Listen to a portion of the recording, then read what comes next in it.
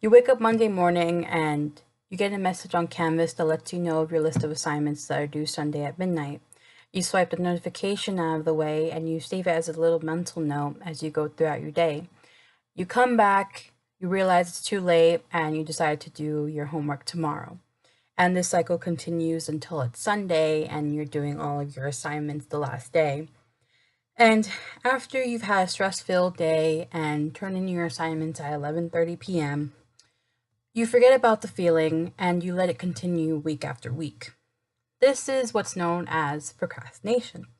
Procrastination is the idea of putting things off for the last minute or delaying doing tasks for some other time.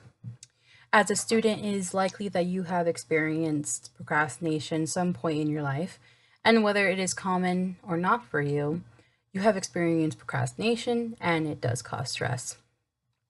I went through a rough patch last year due to procrastination and it didn't turn out so well. However, I took similar steps to the ones in this speech and I was able to use my time more wisely and become more productive. In this speech, I will be talking about the main causes of procrastination and the ability to overcome it. In order to talk about procrastination, we must talk about why it happens in the first place. The first possible cause of procrastination is our reason and motivation for holding things to the last minute. A second cause is the stress we experience outside of the task in our everyday lives. But I won't wait until the last minute to tell you more. I want to start off by talking about the causes of procrastination. Our first instinct is to think that we're lazy. To Christopher Frings, the reason we procrastinate is because we fear failure. We don't want to do it, the task is too big, the task is not high enough on our list of priorities. These reasons seem pretty similar to what we might tell ourselves when we push tasks off to the last minute. This is because we do not value the task enough and we do not see a great reward in the task, not even in our outside lives. Outside of the academic world, we also have factors that affect our productivity.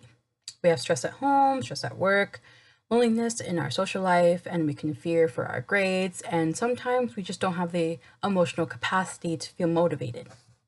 Some examples include in the University of Minnesota, a survey was conducted for 1,000 students who were experiencing signs of worry, anxiety, and nervousness, in which 9.3% of those students had failed a class and 5.4% were on academic probation. This fear of failure over grades is difficult, and balancing this fear in our lives can decrease our motivation exponentially. In Stoliker's entry to the College Student Journal, he explains that when students are confronted by academic stressors such as loneliness or academic burnout, another factor that may be negatively impacted is one's academic performance.